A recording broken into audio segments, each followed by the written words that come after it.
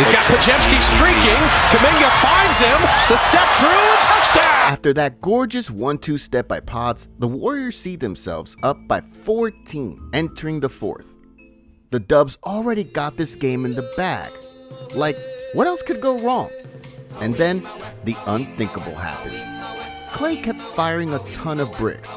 So many bricks that he could already build a house with it. Then Norman Powell waxed hot on the other end, raining down 4 big threes as if he's a long-lost Splash brother. The Clippers eventually took the lead, but despite that, the Warriors kept battling, and Pods even hit this corner 3 to bring down the lead to just 3. So all they gotta do was to defend and hit a 3 to tie the ball game.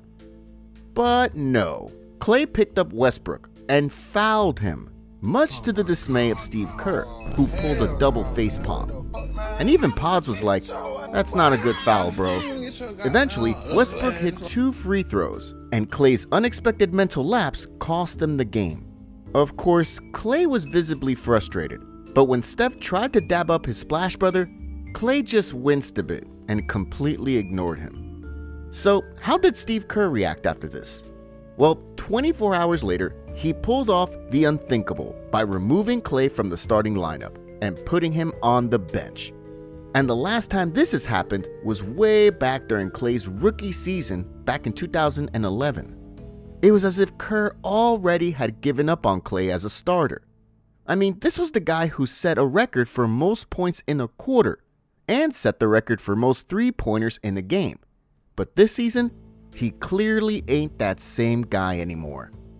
As a player who won 4 championships and possibly is going to end up as a first ballot Hall of Famer, Klay is a very competitive athlete who plays with a ton of pride, and his benching, I think, has really gotten to him mentally, especially when you're being booted out in the starting lineup and replaced, let alone with a rookie.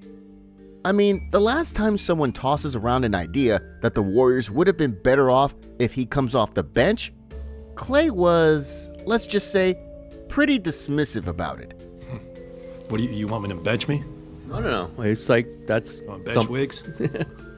I don't think I said that. Okay. I mean, you can suggest it, it's fine. But, I mean, thanks, Steve, I guess. Like, I don't know, sometimes you earn these things like patience and time to find yourself. And I think history is on our side when it comes to that stuff. So, how did Klay respond to being benched? Shooting at a 53% clip from the floor. Thompson for 3. Klay Thompson attacks. Gives it away to Steph. Just a little bit, but not too steep right now. As back to Klay over Walker Kessler. Klay turned back the hands of time and dropped his best performance this season, clocking 35 points along with 7 threes. And right after the game, Klay seemingly had a different take about coming off the bench than the previous interview that he had. Found out this morning. Me and Steve had a good talk about it. And, you could do 2 things. You can pout or you can go out there and respond. And I thought I did the latter very well tonight. I embraced it before tip.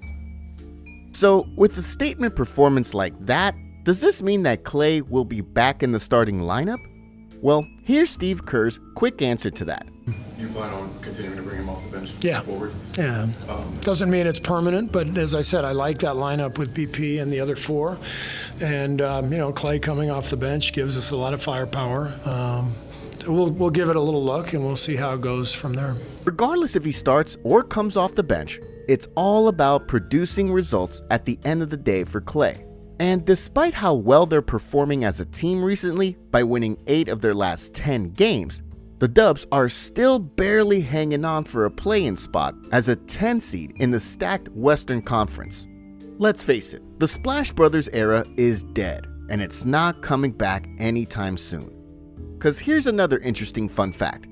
If Klay registers 30 minutes a ball game, they're 10-17 this season. But when he plays under 30 minutes, they're actually 20-9. Simply put, the more he plays, the more they lose. Now, with that said, what is then the quickest way for the Dubs to turn things around? And as for Steph, what is the best way for him to win his 5th ring? Pairing him with an elite two-way wing is certainly one clear answer to that.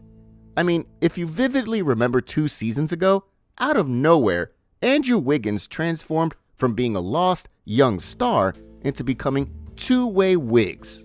He almost became prime Scottie Pippen and stopped Ja Morant, Luka, and Jason Tatum in the span of 3 months.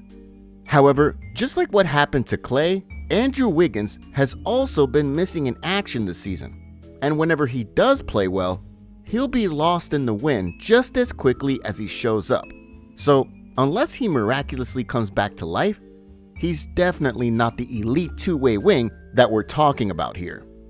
Now, a lot of Warriors fans think that the two-way wing that they're looking for has always been right under their noses, and his name is Jonathan Kuminga. Based on his recent performances, it seems that after he expressed his frustration about his limited role on the team, as well as how Steve Kerr runs things as the head coach, JK turned the page and just channeled his anger on the court.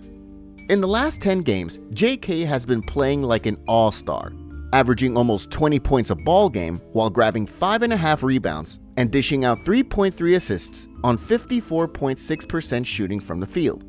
If you're following Dubs games lately, you would notice that JK is playing on a different level right now, as he's really aggressive in hunting for his shots and just plainly manhandling opposing defenders, especially in the paint. But while Kuminga does provide Steph some serious help offensively as the legit number 2 guy in the Dubs pecking order, the next question now is, how long is this gonna last? And more importantly, can he keep this level of play all the way to the playoffs and possibly in the NBA Finals? I mean, we all know that the postseason is a totally different type of ball game as the competition gets stiffer and tougher as you climb up the ladder. And sure, while JK has all the tools and talent to compete against the best in the world, does he have enough experience to go toe-to-toe with them in a 7-game series?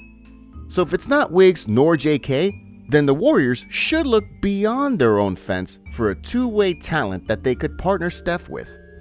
Now, as we're all aware with the recent news that has surfaced, the Dubs tried to pull some strings behind the scenes at the last trade deadline for LeBron James, in what could have been a league-altering blockbuster trade. Eventually, the LeBron trade talks fizzled out and went nowhere. But this didn't stop the Dubs from looking for potential big-time trade targets, because according to reports, the Warriors are going to be pursuing the Greek freak Giannis Antetokounmpo this offseason. This is 10 times better than the LeBron trade because Giannis is at the peak of his powers right now. And if you pair a player like him to another 2-time MVP and a 4-time champ like Steph, I'm telling you folks, this Chef Greek freak tandem is going to break the NBA. No mistake about it. I mean, Dame is Dame, but he ain't Steph Curry. And if you take a look at the situation in Milwaukee, they're literally doing everything they can just to prevent Giannis from leaving. See, he wants a co-star, so they gave him Damian Lillard. They fired Coach Buds right before the season started and installed a new coach that Giannis personally picked, which is Adrian Griffin. Then, when Griffin had his issues with the players, specifically Giannis, he was whacked midway through the season. And now, in comes Doc Rivers. Giannis said it clear time and time again. If he can't win with the Bucks anymore, he will leave. And with the championship pedigree that the Dubs proudly parade, it's not that impossible for Giannis to join Steph in the Bay Area. I mean, they lured a megastar named Kevin Durant before, so I'm really liking the Dubs' chances here. Anyway, what do you guys think of this potential Giannis trade? And is the pairing of Giannis and Steph gonna lead to a championship? Well, be sure to let me know your thoughts on this by putting your answers down below in the comments section. And until then, be safe and see you in the next video.